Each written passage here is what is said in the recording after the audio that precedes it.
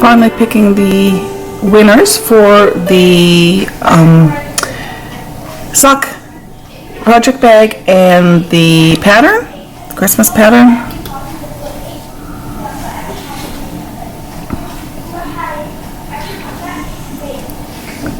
So the winner of the bag is Kathy Grulick. Let's see if you can see that. There's a little bit of a glare from the window. Kathy Grulick. And then I'm going to pick another one for the Christmas pattern.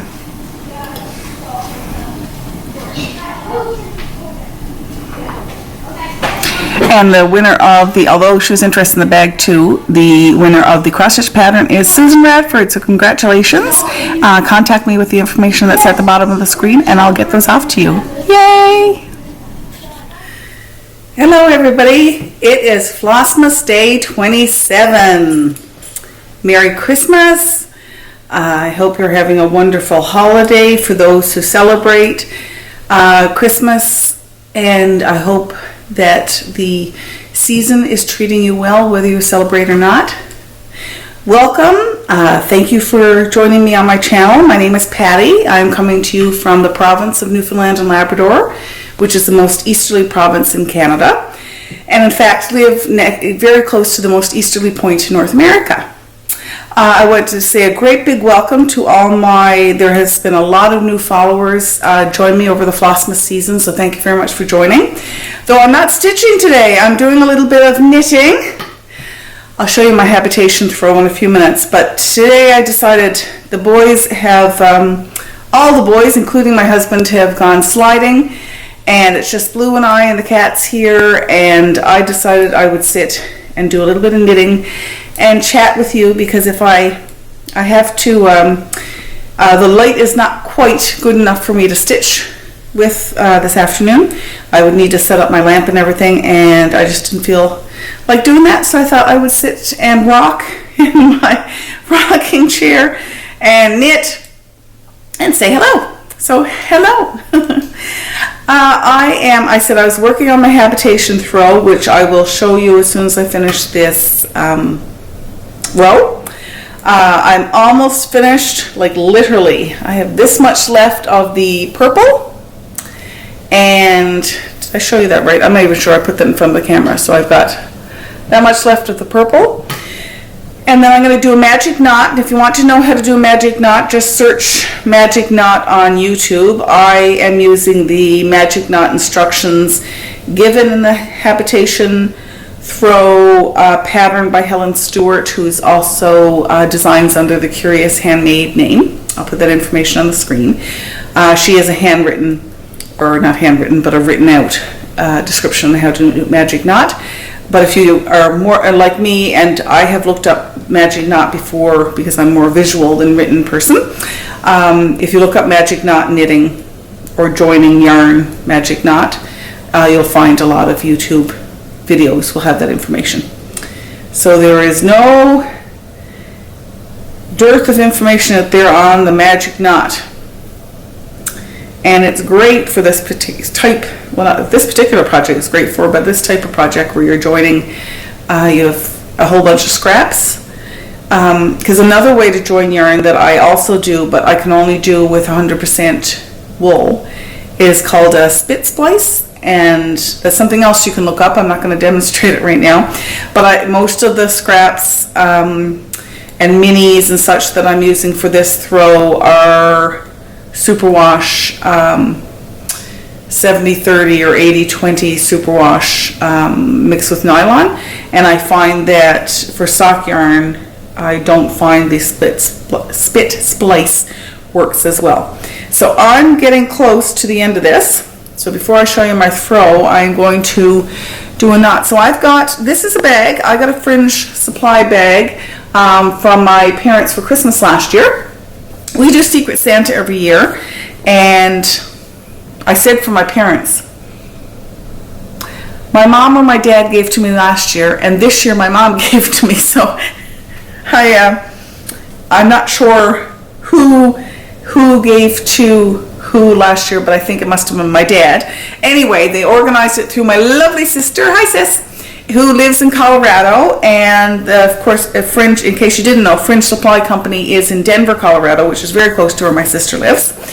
And then for Christmas, and this is not a spoiler because she's already received it, I sent her one of these in brown because she was asking for a knitting bag. And the neat thing, I mean, it's a canvas bag, it's really sturdy. One of the neat features of this bag is that inside it has the grommets so that you can put your yarn through them if you're doing color work or working with more than one ball so that they don't get all tangled up. They get a little bit tangled, but they're from the ball, they're nice and pure, nice and clean. So that's a very, very nice feature. So I'm about to add in some yarn, the source of which I have unfortunately no idea. I'm pretty sure I received this in a swap. This may very well be from my friend Catherine in Ireland,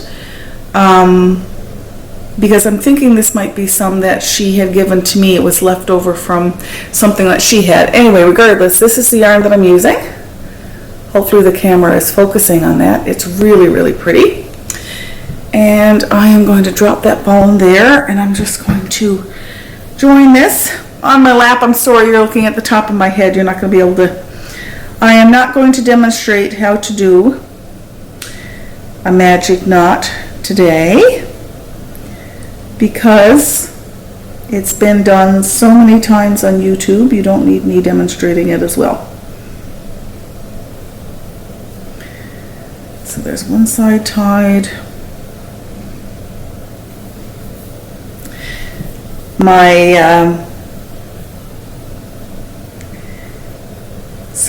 I mentioned that the 4 boys, plus my nephew, so there's actually 5 boys, have gone over to my other brother's house because behind their house is one of the best sliding hills in our community. So they're gone over there there we go. So I will show you my join.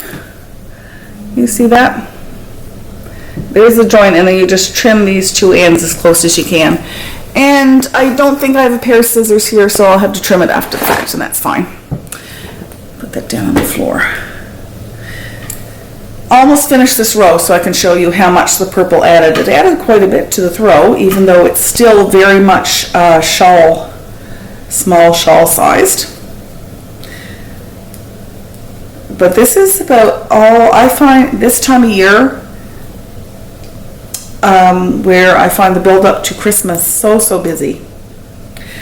I love Christmas Day, Boxing Day, Christmas week, because it's a time for us as a family where we just take it easy. We've been sleeping in the past couple mornings, making very basic meals consisting mainly of leftovers, where boys have gone sliding, we've gone for walks. Like, it's just been a really nice, very relaxing kind of time.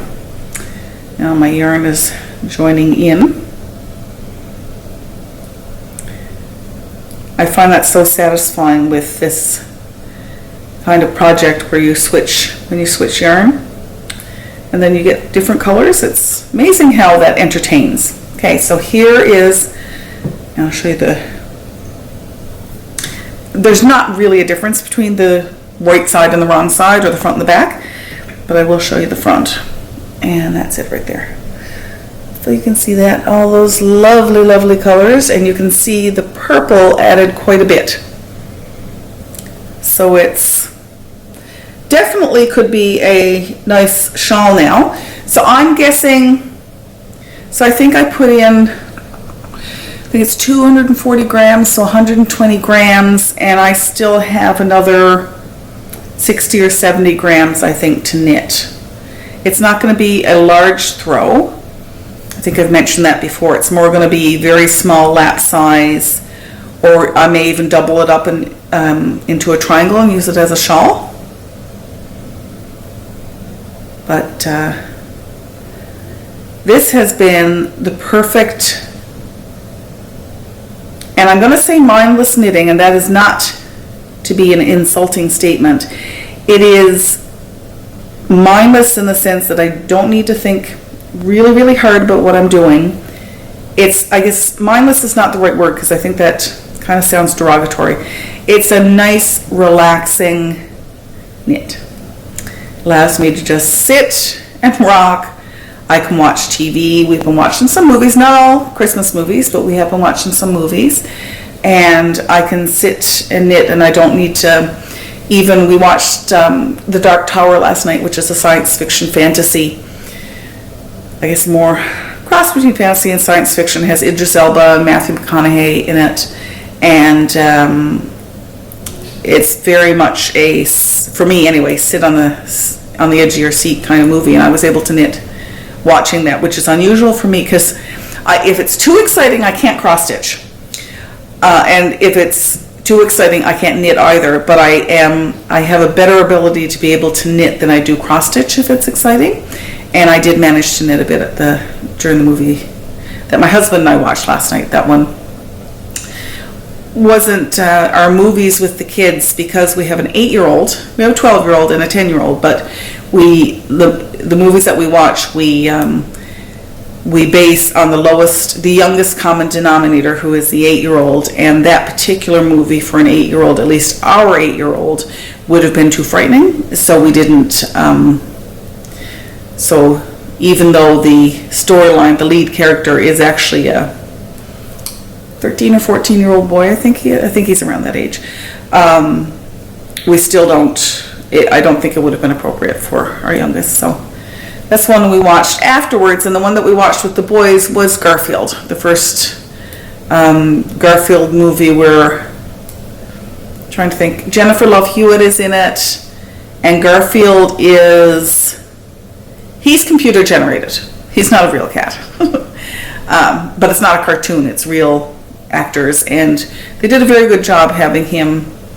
You could tell he was computer generated, but they did a really good job about when people were picking him up and holding him and such. It really looked realistic, so that was pretty cool. And the boys really enjoyed. They're huge Garfield comic book fans, and they really enjoyed the movie, so that was great. So as you can see, I'm sitting next to one of our Christmas trees. I mentioned, or I'm sure you saw if you had watched yesterday's Flossmas video, I had shown that we have 2 trees. One's artificial, and this is the real tree, and it's quite an artsy tree today. It has more of a windswept Tom Thompson painting look than a farmed Christmas tree farm look, but we love it. Smells great. Got to remember to water it on a regular basis. All of our presents were under this one. The presents for the cousins and such we put under the other tree, so that looked festive, but all of our main family presents went under this tree. And yeah, I showed some of my ornaments. Thank you for all the compliments on my Christmas ornaments. I am a bit of a Christmas addict, and I've been collecting ornaments for years and years and years. And for those of you who've been watching for a while, you already know this, but for anybody who's new, my husband was in the Canadian Forces, and we lived when he was in, it was called Canadian Armed Forces. Then it changed to Canadian Forces. Now it's Canadian Armed Forces again. Anyway, he's been retired since 2009. But for 4 years, we lived in Germany, and quite a few of my ornaments are from Germany.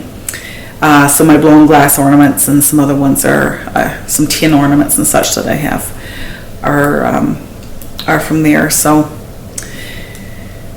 I am very lucky to have what I think is a beautiful collection of ornaments, and we also have many handmade ornaments, and some handmade by me, some handmade by my boys. Let's see if I can get, I just dropped them. For example, this cutie here, this little gingerbread man, was handmade. Now I don't even think this one has a name on it, but one of the boys did that for me a few years ago. Us, my husband and I. In school, now I can't get it hung again. Either in school or they're in Cub Scouts and Beaver, well, depending on the age, they've started at Beavers. Let's see if I can get that back on. Yes, yay. So we have a variety of ornaments ranging from glass to fabric to this dried, the cinnamon ones that you can mix up with it's water and cinnamon or cinnamon and applesauce or something and make cutout ornaments. We've got some of those, and we've got lace ones and cross-stitch ones and smocked ones, and the glass balls that I painted for a wedding, we have a few of those, and yeah, we have a lot of Christmas. We have plenty of Christmas ornaments to fill 2 trees. We have plenty of Christmas ornaments to fill 3 trees. But the shape of our house, unless we eventually have a tree in the master bedroom, we probably won't branch out. Although I might get organized some year to have a tree in the basement again. Sometimes we do that. We have a family room down there, which we're working on gutting. So I don't usually make New Year's resolutions, but I have 2 things I'm thinking about this year. One is I want to finish some of my started Flossmas and other cross-stitch projects. I have a lot of whips. I'm not going to do a whip parade. Mainly, I guess I could in the new year, but mainly I'm not doing one before the new year starts because at the end of Flossmas we're actually going to be visiting family. And now, just one second, bear with me.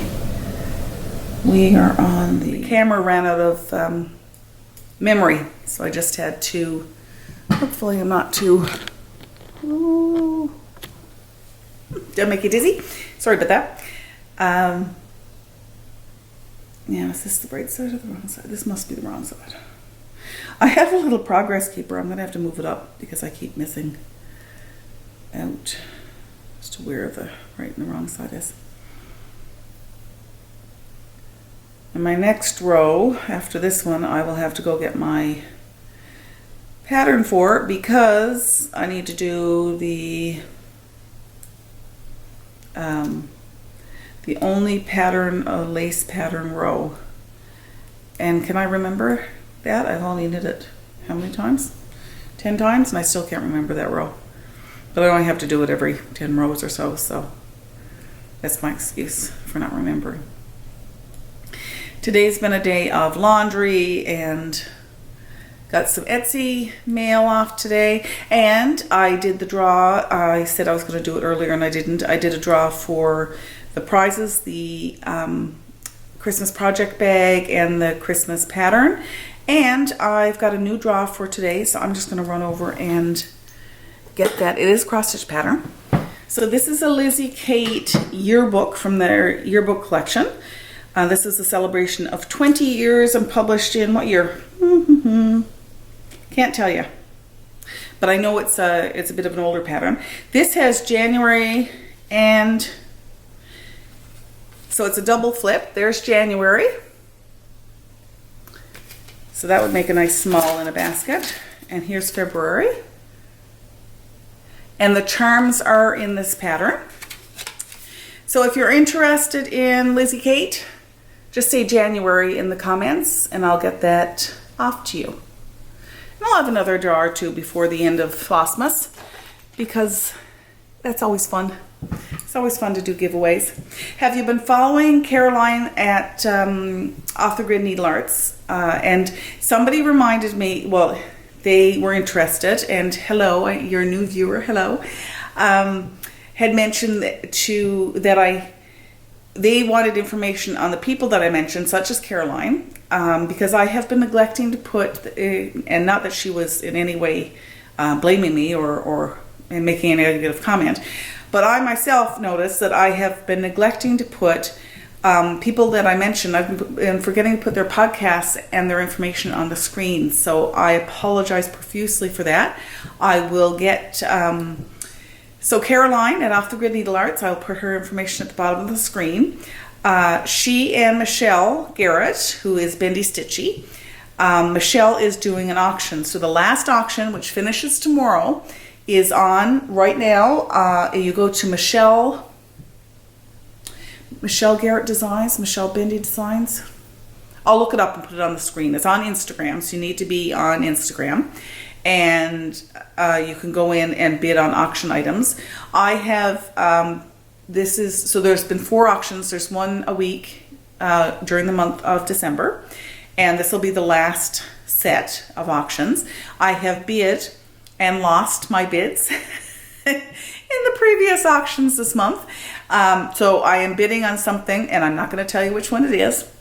I'm bidding on something for that ends tomorrow at 6 o'clock. Pacific Standard Time, and I've got my alarm set so that at 5 minutes before I can keep an eye on the bidding in case I have a chance of winning, which I may or may not. It also depends how high the price goes up. But that would be, it's a lovely item that I'm bidding on, which would be nice to have, and of course a lovely donation for Muscular Dystrophy Canada. I also want to say thank you to everybody who has purchased the Flossmas 2019 pattern. And this comment is not meant to give you pressure at all. So please don't take it as such. But if you are interested in purchasing that pattern, it would be great if you did so on or before the 31st of December, because once that date passes, I'm going to collate and amalgamate all the purchases to make a donation to muscular dystrophy at the beginning of January. So far, there are over 340 patterns sold, which is excellent. So 340 patterns times the $2 charge, and the majority of that, less my Etsy fees and taxes, will be going back to Muscular Dystrophy Canada for Caroline's fundraising for this year. So like I said, if you are interested and can purchase on or before the 31st of December, that would be great. And if you can't, that's perfectly fine. So please don't take this as pressure. But if you can, then that would be great. And then I can collate then Caroline, because Caroline's goal this year was to raise $3,000 for muscular dystrophy. And it would give her a better idea about how much through her 3 fundraising efforts, which are the auctions, the sales of the patterns that I designed, and the individual donations from individuals direct to Muscular Dystrophy Canada. Through those 3 avenues, then hopefully the total will be close to $3,000. That's the goal. And you can go over to Caroline's channel and see she has a video specific to why she chose Muscular Dystrophy Canada this year. Last year it was Beagle Paws Rescue, which is where we have since adopted Blue from. And now the boys know that he is part of the family permanently. They were very excited Christmas morning. It took them, in our house, Santa always writes a letter to the boys for them to read on Christmas morning, and it took them about a minute or 2 minutes to figure out what it meant, because the letter directed them to the adoption papers and a new ID tag for him. And it took well, maybe not 2 minutes, but it took 30 seconds or a minute for them to realize what all that meant. So they're really excited. My youngest son keeps saying, "Oh, Blue, you're the newest member of our family." He's so excited. It's so sweet. And this is also the son who has to give Blue a kiss and hug every night before he goes to bed, and a kiss and hug before he gets dropped off at school. And so he is thrilled. And we're thrilled that Blue is here. The infection that he had on his belly, he's still wearing the cone, but his belly surgery site is healing up. It's healing up really, really well. So I have high hopes that I'm hoping in a couple days we can take the cone off, because I have to admit, the cone is driving me crazy. He bangs into everything when he's walking around because he follows me everywhere, which is, I mean, that's what dogs do. I have no problem with that. But he's beating the back of my legs. He keeps digging unintentionally, but he keeps digging the cone to the back of my legs. So I've got circular bruises on the top of my calves and the bottom of my calves from this blessed cone. So I'm quite interested in having the cone gone. However, it's a necessary evil, and certainly we want that, we want him all healed up and ready, so then I can start taking him on our regular kind of round the loop walks, because right now that's on the road, and the road is salted, and I don't want that harsh road salt getting into his surgery site. So he's over there snoozing on the couch. It's almost 4 o'clock, so I've been chatting with you for a little while, which is awesome, because I really wanted to do that today. And I hope everybody's doing well. I realize I haven't given you the recipe for the Tweeties or done a little video on that. I'm not sure I'll get to that tomorrow, but I will give you the recipe before the end of Flossmas, even if I don't get a chance to show you how I make it. I hope, like I said, that everything is going well with you, that you're having some time to relax, or if not relax, at least finding some simple time during your day to do something that you love be it cross stitching or knitting or crocheting or something creative, because that makes my heart very happy, and I think most of us are like-minded that way, so it probably works for you as well. So I will chat with you again tomorrow. Bye.